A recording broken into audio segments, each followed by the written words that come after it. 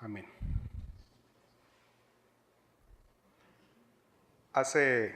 Hace años, cuando me encontraba fascinado por la filosofía de Nietzsche, leí un libro, le comentaba a mi esposa que leí un libro que es de rigurosa lectura para los ateos, un libro que se llama Así habló Zaratustra, en el que aquel filósofo postula la doctrina del Übermensch, o la doctrina conocida como la doctrina del superhombre. El superhombre es una filosofía que afirma que el ser humano es capaz de generar su propio sistema de valores, pero para lograrlo, la persona debe rechazar todos los valores concernientes a Dios y el cristianismo, ya que Dios y el cristianismo someten a las personas al indicarle que el hombre es débil y que por lo tanto necesita de Dios. Y esa debilidad hace a las personas dependientes y conformistas. De tal manera que para que el superhombre tome lugar es vital que todos los valores respecto de Dios y de las escrituras desaparezcan y que quienes incluso las predican desaparezcan. Y una sección del libro que dice lo siguiente, dice Nietzsche: mirad, yo os enseño el superhombre. El superhombre es el sentido de la tierra. Y dice: yo les animo, hermanos míos, escuche lo que decía él, permaneced fieles a la tierra y no creáis a quienes les hablan de esperanzas sobreterrenales. Están envenenados y son envenenadores. Son despreciadores de la vida aquí y la tierra está cansada de ellos. Ojalá desaparezcan. Estas eran las frases que yo leía de Nietzsche. Y esta filosofía tuvo una enorme influencia. Y no solo en la propia filosofía, sino en el estilo de vida que hoy conocemos. Porque lo que ocurrió es que el hombre trastornó los valores y los principios de Dios y empezó a establecer su propio marco moral y su propio estándar de éxito. Ahora cada persona cree que puede determinar cómo vivir siempre y cuando no afecte a los demás. La verdad en nuestros días es subjetiva. La verdad no es un principio, sino que depende de lo que cada quien entienda por su propia verdad. Exalta la voluntad del poder, la autosuficiencia. Para ellos, y de hecho Nietzsche lo decía así, Dios ha muerto. Y el superhombre está por encima del bien y el mal, de modo que el ser humano, al ser creador de nuevos valores, no tiene que darle cuentas a nadie y no necesita de nadie, incluyendo a Dios. Y las personas solo son importantes siempre y cuando nos sirvan para lograr la meta del superhombre. Esta filosofía, como dijo Nietzsche, quitó a Dios del centro de todo y en su lugar colocó al hombre. Con el tiempo ha ido evolucionando esta filosofía y hay un término que se ha acuñado en nuestra actualidad que encierra todos esos conceptos y es el antroposmodernismo. También incluye la psicología humanista. Por otra parte, en la actualidad hay un movimiento muy grande dentro del marco del cristianismo llamado el movimiento de la fe. Y estas personas hablan del poder de la fe. Pero cuando las personas del movimiento de la fe hablan del poder de la fe, están hablando o están creando una fe que no existe. Están hablando de la fe como si fuera un poder que poseemos para crear nuestro propio futuro, un poder personal que poseemos para crear nuestra propia realidad, para definir y manufacturar nuestro propio futuro. La fe que proclaman estas personas es una herramienta para alcanzar los estándares del superhombre. Quiero que recordemos que la fe no es un poder. La fe es una capacidad dada por Dios. La fe no es un poder que usted posee para crear su propio futuro. La fe es una capacidad dada por Dios para confiar en el futuro que Él ha prometido. No sé usted, pero yo no quiero escribir mi propio futuro. Realmente no quiero ser responsable de esa parte. Estoy contento, estoy agradecido de dejar eso en manos de alguien que me ama de manera perfecta y ha ordenado para mí un futuro que tiene un propósito satisfactorio, gratificante, que glorifica a Dios y es eternamente bendecido. Cuando esas personas hablan del poder de la fe, quieren decir que podemos usar nuestra fe como un poder para escribir nuestra propia historia. Que tenemos el poder que puede cambiar nuestra situación económica, que nos puede llevar de la pobreza a la riqueza, de tener poco a tener mucho, de estar privados a tener prosperidad, de ser un fracaso a ser exitosos, de ser un don nadie a ser alguien, de tener únicamente ambiciones, esperanzas y sueños a experimentar la satisfacción de que se realicen. La noción que existe en este movimiento de la fe es un poder que usted posee para crear su propio superhombre. Y nada puede estar más alejado de la verdad. Es una mentira, es un engaño lo que están promoviendo. Es una fe que ha quitado a Dios del centro y coloca al hombre en su lugar. Por lo tanto, los antroposmodernistas, como los del llamado del movimiento de la fe, encajan perfectamente con la primera parte de esta predicación, que está en el versículo 4. Leemos que Dios le dice al profeta: es verdad, en verdad, los malvados son orgullosos, pero el justo por su fe vivirá. Número 1. Este versículo está conectado con el versículo 3 que vimos la semana pasada, ya que Dios quiere mostrarle al profeta y a nosotros que nada es mejor que confiar en la instrucción de Dios. Amén. Pueden y van a venir pruebas, tribulaciones, dificultades, pero nuestra salvación es segura por la palabra de Dios y por lo tanto no debemos buscar ningún otro refugio, no debemos abrazarnos a nada ni a nadie que no sea Dios. Número 2.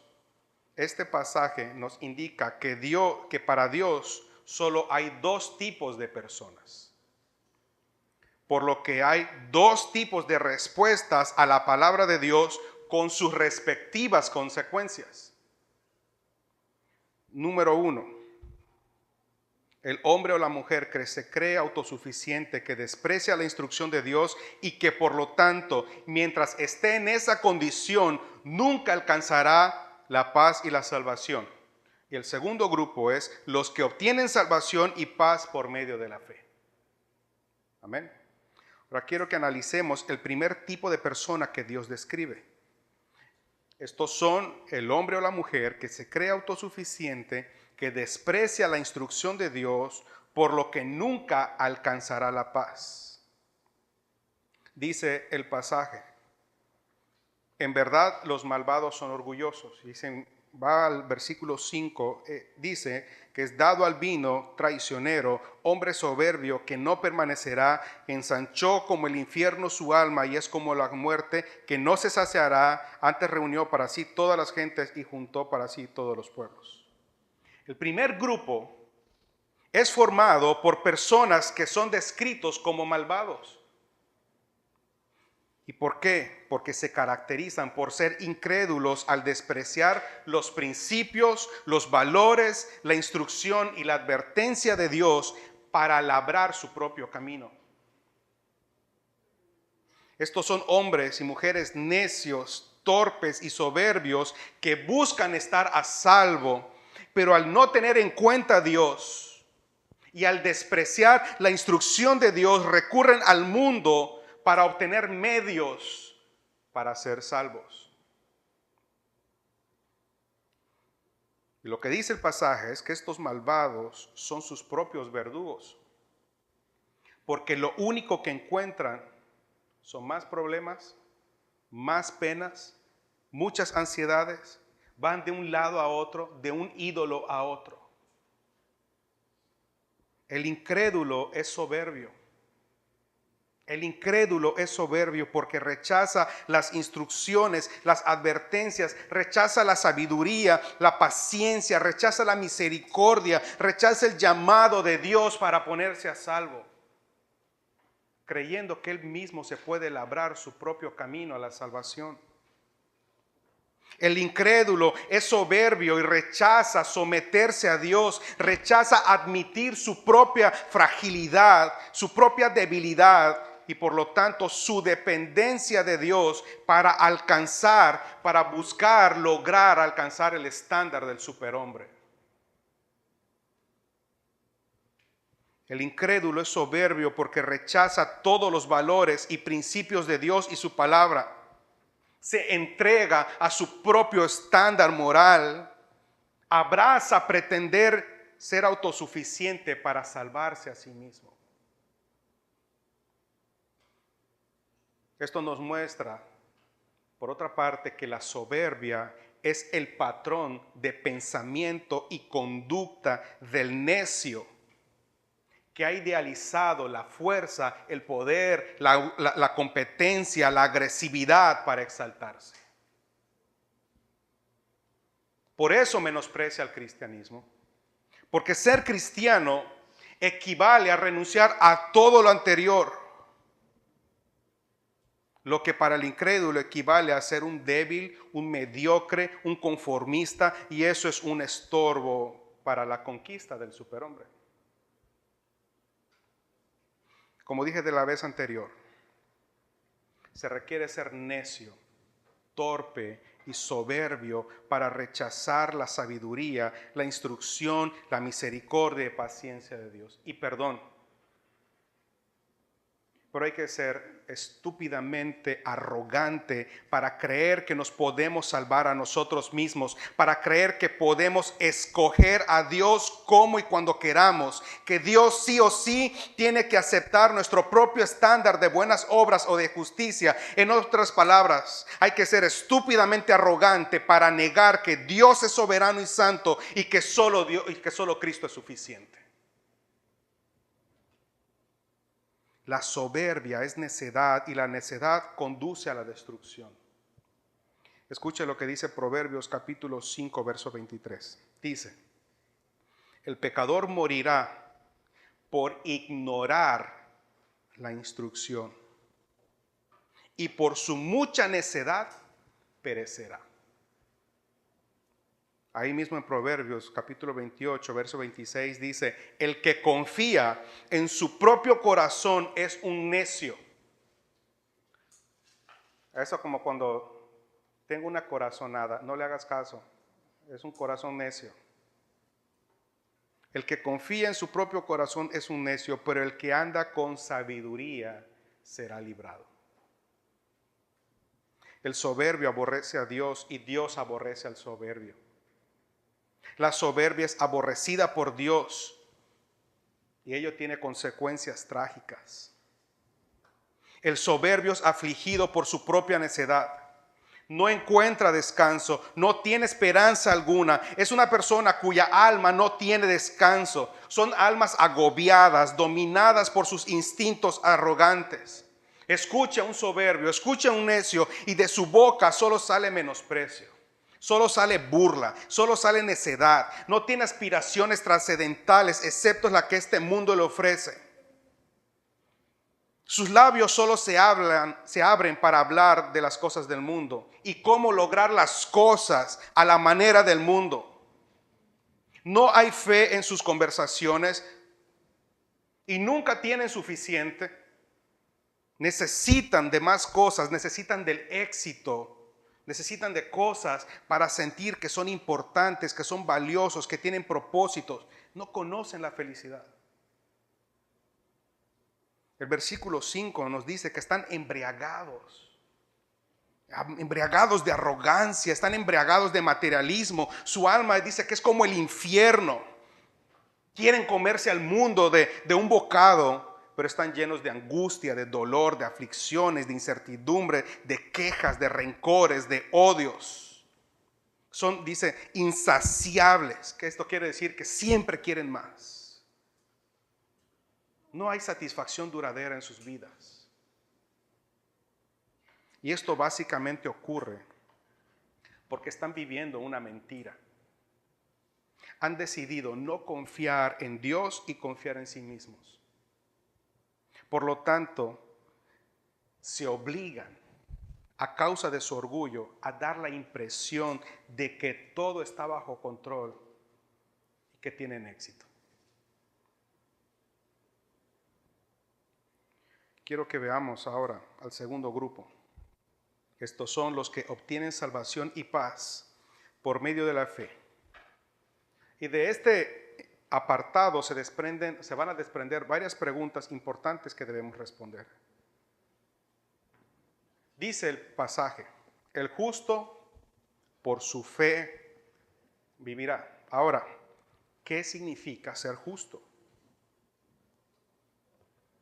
Según las Escrituras, ser justo es vivir debidamente y buscar la justicia. Es vivir rectamente y buscar la justicia. La palabra del Antiguo Testamento, traducida como recto, tiene un estrecho paralelo con otro término hebreo que significa justicia.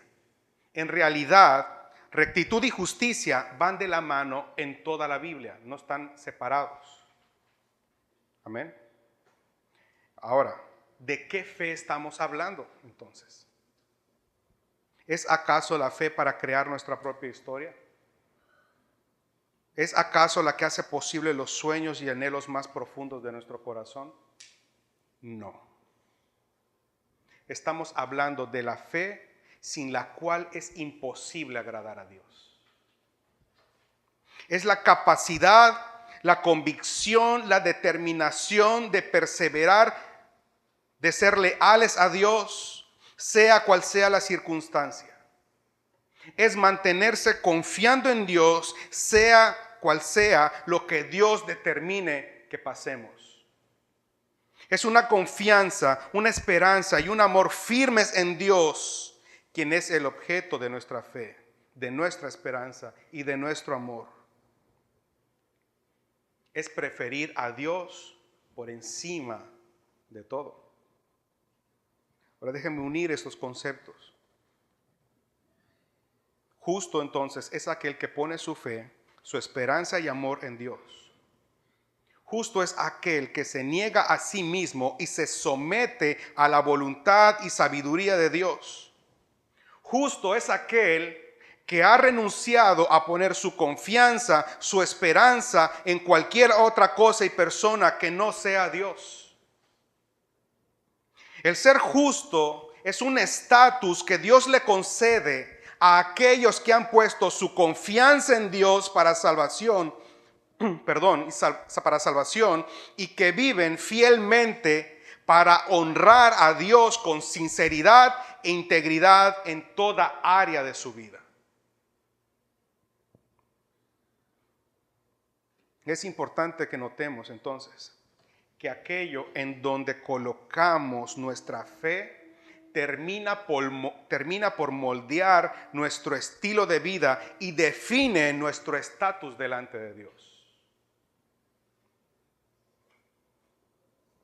El que pone su fe en Dios y manifiesta lealtad a Dios es declarado justo. Quienes ponen su fe en otra cosa o persona fuera de Dios y cuyo estilo de vida es leal a aquello, hacen todo para agradarle. Eso es injusticia. Y es una injusticia atroz delante de Dios. Y lo que Dios ha hecho con estas personas es declarar que son injustos y merecedor de castigo por traición. Permítame ayudarle a entender cómo se relaciona la incredulidad y la injusticia.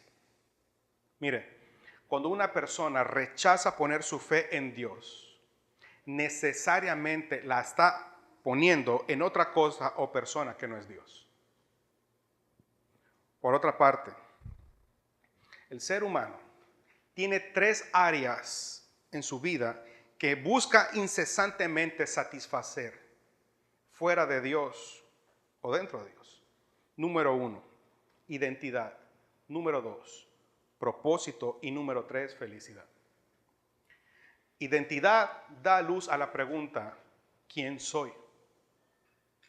Propósito da luz a la pregunta, ¿para qué estoy aquí o para qué fui creado? Si el ser humano satisface estas 2 preguntas, entonces satisface la última, que es ser feliz. Fuera de Dios, el hombre o la mujer adquieren identidad, propósito y felicidad en base a esfuerzo personal. Déjenme dar un ejemplo. Ya lo he dicho en otra ocasión, pero para quienes no lo han escuchado. A la mujer se le ha dicho que para que valga o para que tenga valor, debe o tener hijos y dominar las artes de ser una ama de casa o tener una carrera. Entonces se enfoca en desarrollar alguna o ambas cosas. Su identidad, su propósito y por lo tanto su felicidad será alcanzada si logra cualquiera de estas demandas. El varón adquiere identidad, propósito y felicidad de la misma manera. De hecho, desde niños somos condicionados con este tipo de pensamiento. Nuestros padres nos decían, estudia para que seas alguien en la vida. Lo que está diciendo es, para que seas alguien o valgas la pena o seas feliz, debes lograr ciertas cosas. Debes lograr poder, éxito, dinero, lo que sea. Si no tienes nada de eso, no vales la pena ni puedes ser feliz. ¿Qué ocurre? Que tanto el hombre como la mujer ponen su fe, su esperanza en otras cosas o personas que no son Dios. Llamémosle dioses o ídolos. Puede ser un esposo, una esposa, un novio, el trabajo, las posesiones. Y esos ídolos terminan por moldear su estilo de vida. Cuando ponemos nuestra fe, o cuando pones tu fe, tu esperanza, tu propósito, tu identidad en tu esposo o persona, prácticamente lo que estás diciendo es que en ella o en él satisfaces tu necesidad de valor personal. Que solo él o ella pueden hacerte sentir valioso o valiosa y que por lo tanto no puedes perder a esta persona y entonces harás lo que sea con tal de que aquella persona permanezca a tu lado. La gente que quiere un buen matrimonio constantemente debe de luchar contra este ídolo. Y muchos terminan frustradas o frustrados porque su esposo o su esposa no satisface por completo su demanda egoísta. Entonces busca en otra persona aquello que su esposa o esposo no le da. Cae en adulterio. Eso es pecado. Eso es injusticia. Solamente por haber puesto su esperanza, su confianza en aquella persona. Los ídolos siempre nos decepcionan. Siempre vamos a ser defraudados por los ídolos. El que pone su fe en su trabajo pasa por lo mismo. Siente temor de perder su trabajo, entonces le dedica más tiempo de lo debido y descuida su relación con Dios y su familia y se esconde detrás de, es que es por ellos que lo estoy haciendo, cuando en realidad posiblemente incluso los está perdiendo. El que pone su fe en el dinero hará cualquier cosa para tenerlo: robar, mentir, engañar, estafar, no pagar, no darle a Dios lo que corresponde a Dios por temor de no tener para. El que pone su fe en la religión hará cualquier cosa también. Se apegará a los requisitos, se esforzará por ser una buena persona, pero lo hace movido por las intenciones incorrectas. Puede ser movido para dar la apariencia de que es un buen cristiano, incluso para, entre comillas, mantener contento a Dios y así recibir las promesas de Dios. Otros para evitar el infierno. Pero estas personas son soberbias. Cuando cumplen, se sienten mejores que otros. De hecho, estas personas constantemente se están comparando con otros cristianos. Constantemente están señalando a otros cristianos y menosprecian a aquellos que no son como ellos. El marco en que se mueven es temor y orgullo, cuando el verdadero cristiano se mueve en un marco de amor y gratitud. El verdadero cristiano obedece y hace buenas obras motivado por su amor y gratitud a Dios. No obedece para ser bendecido, sino porque se sabe bendecido. Obedece no porque quiere evitar el infierno, sino porque quiere agradar a Dios y honrarle. Por eso cuando peca, se duele porque sabe que ha pecado contra el amante de su alma. Por eso David podría decir: contra ti he pecado y he hecho lo malo delante de ti. En pocas palabras, la incredulidad lleva a la injusticia o al pecado, porque básicamente lo que hacemos al poner la fe en otras cosas o personas que no son Dios es decirles: tú eres mi Salvador y haré lo que tú quieras para no perderte, lo que demuestra que ese ídolo es el objeto de tu esperanza, de tu confianza y de tu amor. Y la incredulidad tiene efectos peligrosos y consecuencias eternas. Observen por un momento la escena de la caída del hombre. Dios da una orden y una advertencia: no coman del árbol de, porque el día que coman de él, ciertamente morirán. Sin embargo, el hombre puso en entredicho las palabras de Dios. Puso su fe, su placer, su esperanza en ocupar el lugar de Dios.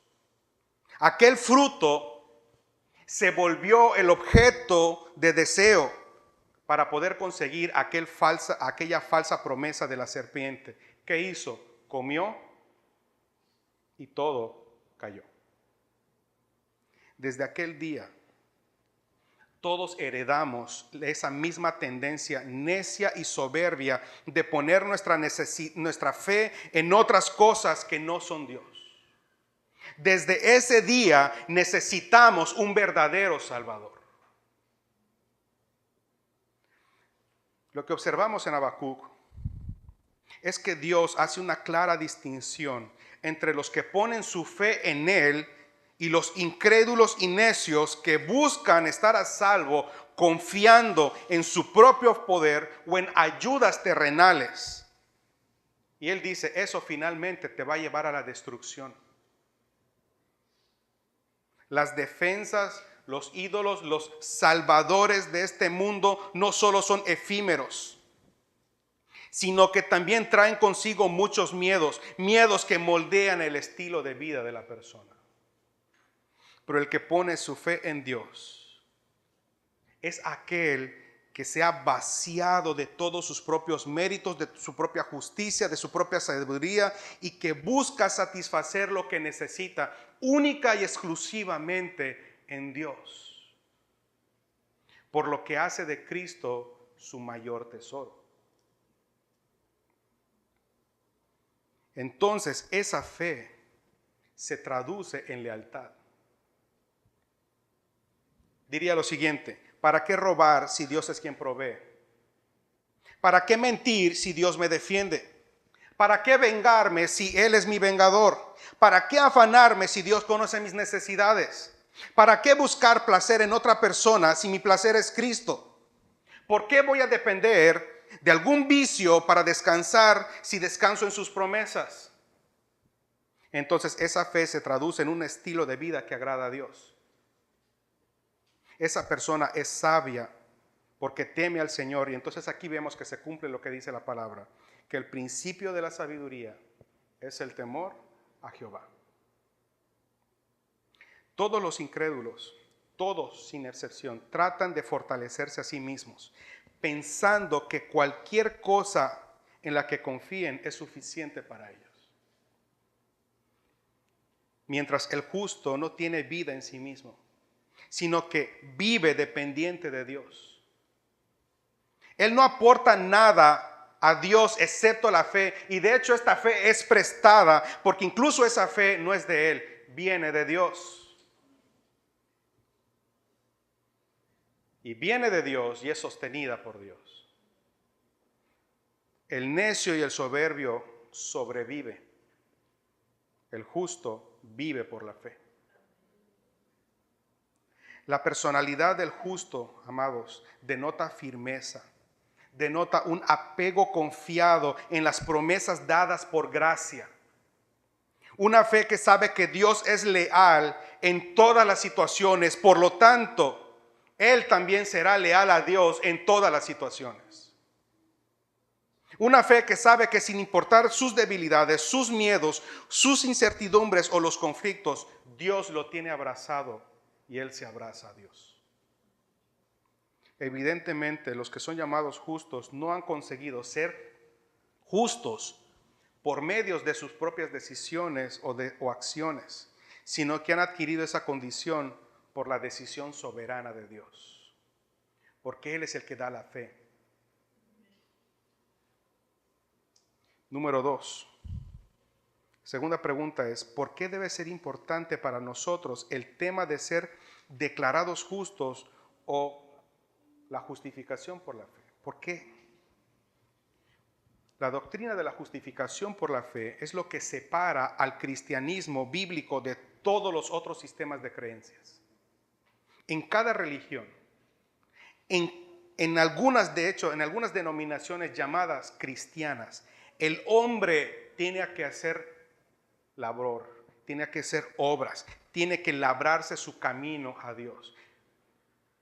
Para algunos, Dios hizo posible que tú seas salvo. De aquí para adelante, en base a obras, gánate el cielo, gánate la salvación. Para nosotros, para el pecador, es y debe ser importante porque la justificación es el acto, escuche bien, es el acto de Dios, no mío, de Dios, que no solo perdona completamente los pecados del pecador, sino que le declara inocente de todo pecado y por lo tanto no hay castigo que le deba ser aplicado. La justificación es el acto de Dios donde no solo perdona los pecados del pecador, sino que lo declara inocente de todo pecado y por lo tanto no hay castigo. Yo puedo ser perdonado, pero si no soy justificado, yo merezco castigo de todos modos, porque voy a seguir pecando. Y la ley sigue vigente. La paga del pecado es muerte. Pero Dios no solo perdona, sino que delante de Él me declara inocente de todo pecado. Por lo tanto, no hay ningún castigo o pena que yo deba pagar. La pregunta es, ¿cómo hace Dios para declarar que no somos culpables, sino justos, cuando en realidad y evidentemente somos malvados? Porque no hay ninguno de los que estamos aquí que pueda decir que no es malvado. Siempre tendemos a poner nuestra fe en otra cosa que no es Dios. ¿Cómo hizo Dios o cómo hace Dios para declararnos justos y no culpables? La palabra de Dios dice que los pecados de muchos fueron imputados, fueron puestos a cuenta, fueron colocados al precioso Hijo de Dios. Es decir, todos esos pecados fueron contados, o Dios los contó, como si fuesen del mismo Cristo.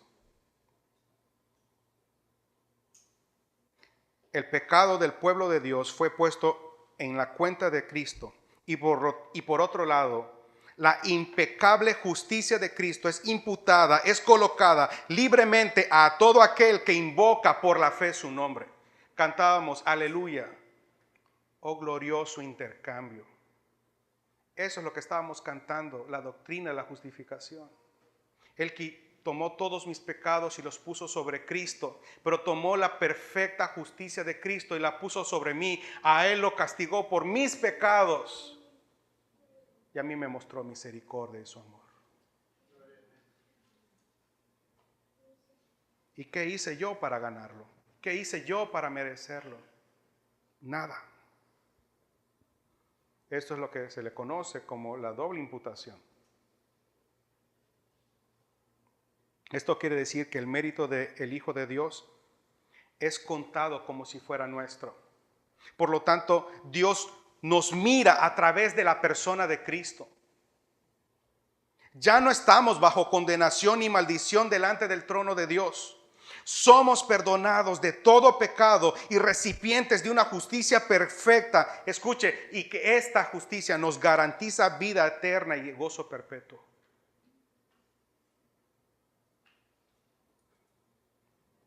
¿Cómo podemos decir que Dios es injusto cuando las cosas no salen como queremos entonces?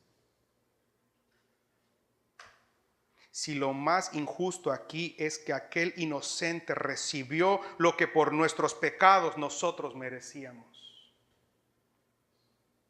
¿cómo nos podemos quejar entonces de que Dios es injusto? Nadie de nosotros merece nada, ni el vaso de agua que hoy tomamos, ni el abrir los ojos. En lugar de quejarnos, deberíamos humillarnos y agradecer. Deberíamos entregar devotamente todo nuestro amor y vivir solo para su gloria y decir cada día, no se haga mi voluntad, sino haz la tuya, Señor.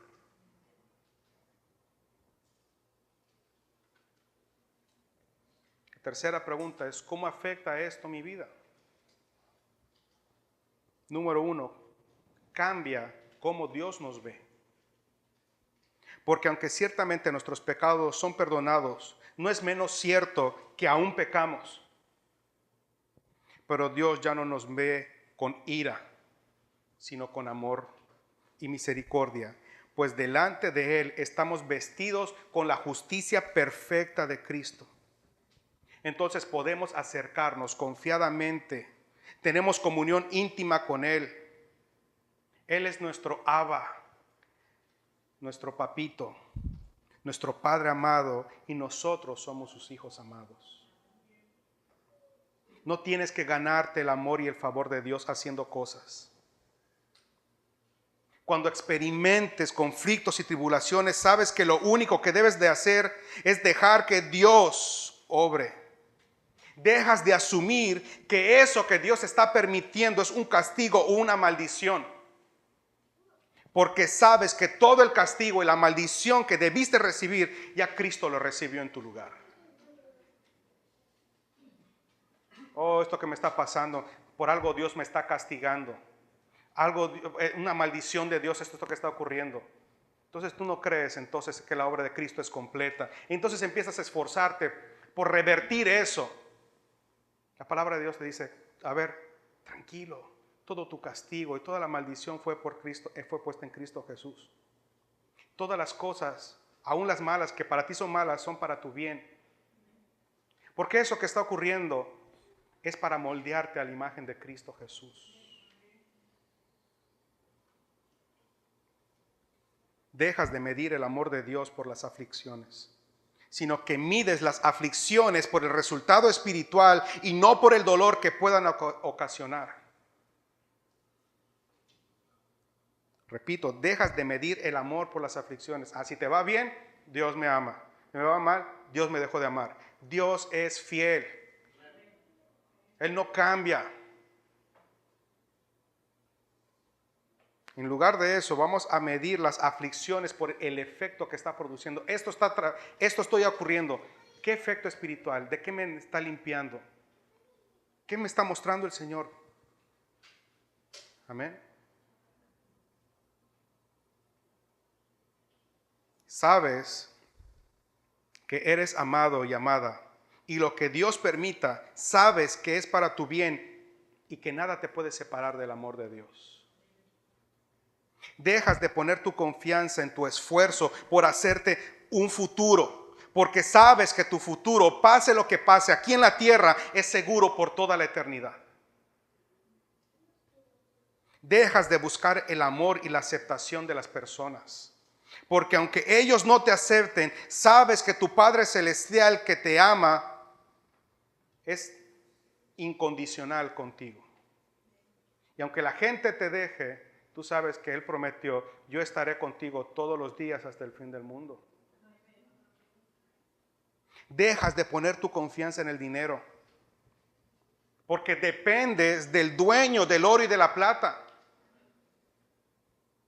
Dependes de tu Padre amoroso que conoce y suple todas tus necesidades.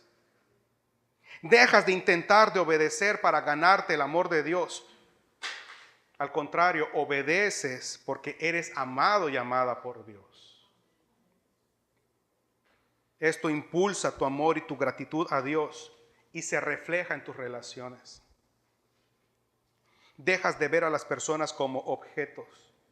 Dejas de compararte con ellas. Tratas con dignidad a las personas. Pones en primer lugar a Dios, de manera que la justificación produce una vida justa. Una vida que agrada a Dios. Somos justificados para vivir en justicia. Romanos 5:1 leíamos, dice: justificados pues por la fe, tenemos paz con Dios. Quiero que recuerde que Dios a Habacuc le ha revelado que viene juicio sobre la nación porque ha violado el pacto, no han sido fieles, han abandonado la sabiduría de Dios. La guerra, escuche, la guerra no es contra los caldeos. La guerra es Dios contra ellos, Dios contra el pecador. Los caldeos solamente son la herramienta. Pero la guerra es de Dios contra el pecador. Es la guerra de Dios contra los injustos y contra toda injusticia. La advertencia es que viene el día de la ira de Dios. Y la única manera de estar a salvo es estar en paz con Dios. Y todo aquel que pone su fe en Cristo es hecho justo delante de Dios, no por algo que haya hecho, sino por algo que Dios mismo hizo por medio de Cristo. Poner todos nuestros pecados a cuenta de Cristo y castigarlo a Él en nuestro lugar. Debido a que el precio ha sido pagado enteramente por la obra de Jesús en la cruz, la justicia de Dios hacia nosotros es eternamente satisfecha. Estamos en paz con Dios. La batalla, la guerra de Dios, entre Dios y nosotros, ha acabado. Y Él la ganó. Él la ganó. No nosotros ganamos la batalla. La victoria ya está segura. Él la ganó. Y déjeme decirlo de esta manera. La ganó ganándonos a nosotros, conquistando nuestro corazón, dándonos la fe. Aún siendo enemigos, Él nos reconcilió consigo mismo por medio de Cristo Jesús. Él prefirió dirigir su ira contra sí mismo antes que contra su propio pueblo. Número 4, otra pregunta. Debe ser importante. ¿Cómo entonces podemos ser justificados? La Biblia afirma que la justificación solo viene a través de la fe.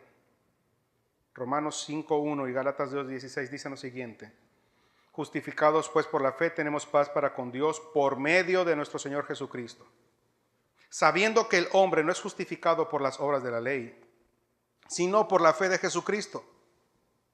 Nosotros también hemos creído en Jesucristo para ser justificados por la fe de Cristo y no por las obras, por cuanto por las obras nadie será justificado. Nadie será justificado por lo que hace.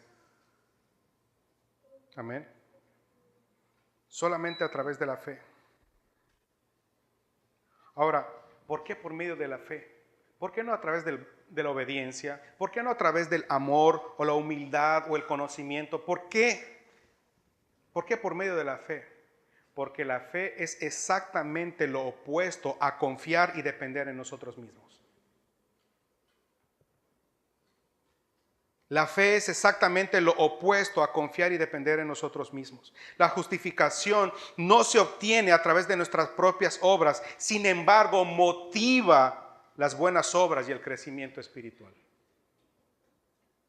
Aferrarnos a la justificación por la fe nos impide caer en la mentira de que podemos o debemos de ganarnos el amor de Dios.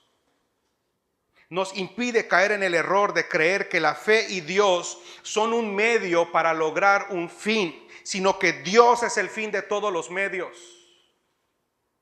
No hay ritual, no hay sacramento, ni ninguna buena obra que pueda hacernos dignos de Cristo, de su amor, de su salvación y promesas. Es solo por su gracia en respuesta a nuestra fe misma que Dios nos dio y por la cual nos ha acreditado la justicia de Cristo Jesús. Las palabras, el justo por su fe vivirá, apretaron el corazón del apóstol Pablo, quien descubrió que todas sus obras, tradiciones religiosas, no eran de utilidad alguna para el Señor. Dijo él en Filipenses: lo que para mí era ganancia, ahora lo tengo por pérdida. Pablo lo dice de la siguiente manera en Romanos capítulo 4, versos 4 y 5. Pero el que obra o el que hace, no se le cuenta el salario como gracia, sino como deuda. Mas al que no obra, sino que cree en aquel que justifica, su fe le es contada por justicia. Gloria a Dios. En otras palabras, si la salvación se basara en el esfuerzo humano, la salvación no sería gracia, sería una deuda de Dios con el hombre. ¿Estamos? Pero lo cierto es que la salvación es un regalo de Dios, lo mismo que la fe. Por lo que la persona justificada es aquella que ha dejado de tratar de salvarse a sí misma porque se ha dado cuenta que no puede. No puede. La persona justificada es aquella que ha venido a Jesús por la justicia perfecta de Dios, que gratuitamente la dio por gracia. Tito capítulo 3 versos 5 y 7 dice: nos salvó no por obras de justicia que nosotros hubiéramos hecho, sino que nos salvó por su misericordia, por el lavamiento de la regeneración y por la renovación en el Espíritu Santo, el cual derramó en nosotros abundantemente por Jesucristo nuestro Salvador, para que justificados, escuche, por su gracia viniésemos a ser herederos conforme a la esperanza de la vida eterna. El camino de la justificación, el camino a la gloria, la entrada a la familia de Dios, el secreto de nacer de nuevo, la promesa de perdón y la vida eterna, todo es por fe. Todo es por fe. La verdadera fe es más que un simple yo creo. La verdadera fe es un compromiso, es persistencia, es lealtad, es santidad, es alejarse del pecado, es alejarse de toda injusticia. Es decir, Señor, me doy cuenta que he estado tratando de ser mi propio Salvador, pero ahora me doy cuenta que mi propio currículum no es nada, que tú no me debes nada. Tú no me debes nada, Señor. Un justo es alguien que dice, no puedo confiar en esto que hago o no hago para estar bien con Dios, ni en esto que soy o no soy, sino solo en mi Salvador, que es Cristo Jesús. Un justo es alguien que se arrepiente de sus pecados y también, escuche, no solo se arrepiente de sus pecados, se arrepiente también de sus buenas obras. Reconoce que Dios le ha regalado un mejor estatus, un mejor currículum, el de Cristo Jesús.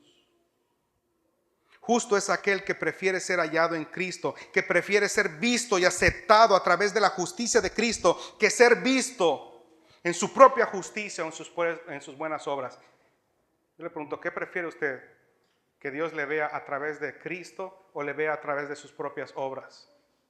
Si le ve a través de Cristo,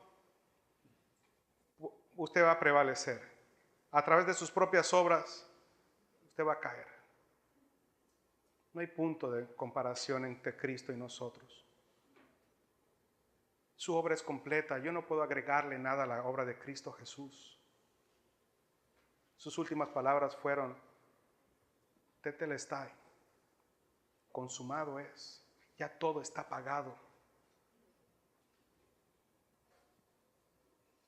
Dice Pablo lo siguiente, prefiero ser hallado en Él, en Cristo, no teniendo mi propia justicia que es por la ley, sino por la justicia que es por la fe de Cristo, la justicia que es un regalo de Dios. La belleza del Evangelio es que Dios me encuentra en Cristo. Dios nos halla en Cristo. Dios nos mira en Cristo. Dios nos mira con amor. Dios nos mira perfectos. Nos mira sin defectos. Solo por poner la confianza en Él y no en nuestras propias obras. En los últimos 11 años de su vida, Nietzsche se volvió loco y lo encerraron en un manicomio. Se comía su propio estiércol. Lo cuidaban su mamá y su hermana. Y estando en el manicomio, Nietzsche tenía lapsos de lucidez y escribió un último libro que se llamó Mi hermana y yo. Ese libro solamente fue editado después que su hermana falleció. Y en ese libro Nietzsche dice lo siguiente: si la vida nos ultraja, la verdad es que nosotros hemos ultrajado la verdad. Mi Dios era el poder, decía Nietzsche, y me doy cuenta que lo construí por necio, con fundamentos de arena. Y entonces menciona a Jesús y dice, Jesús decía, todo aquel que oye estas palabras mías y las lleva en cuenta, lo compararé al hombre sabio que edificó su casa sobre la roca, y vino la lluvia, transbordaron los ríos, soplaron los vientos y combatieron aquella casa, y no cayó porque estaba fundada sobre la roca. Y todo el que oye mis palabras y no las toma en cuenta, lo voy a comparar a un hombre necio que edificó su casa sobre la arena. Vino la lluvia, transbordaron los ríos, soplaron los vientos, combatieron contra la casa, y cayó, y fue grande su ruina.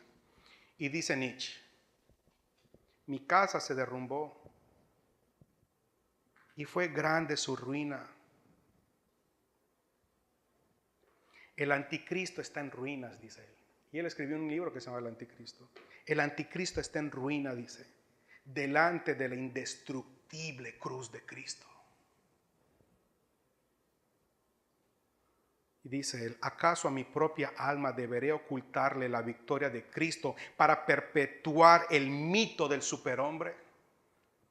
Y termina diciendo, ríndanse necios.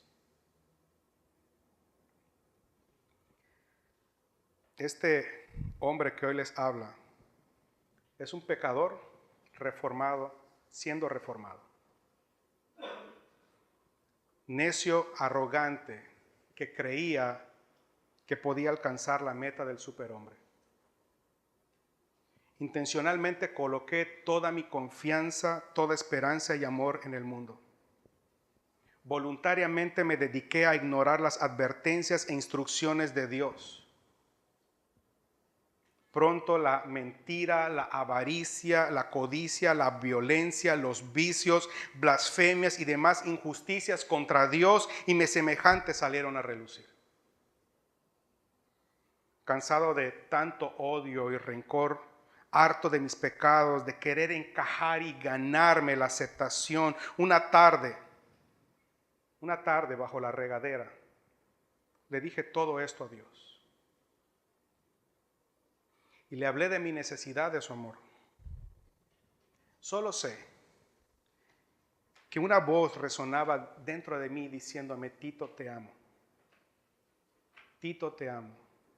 Y me lo dijo tantas veces que lo último que pude hacer ahí debajo de la regadera es doblar mis rodillas, llorar y decirle: Señor, aquí quedó todo.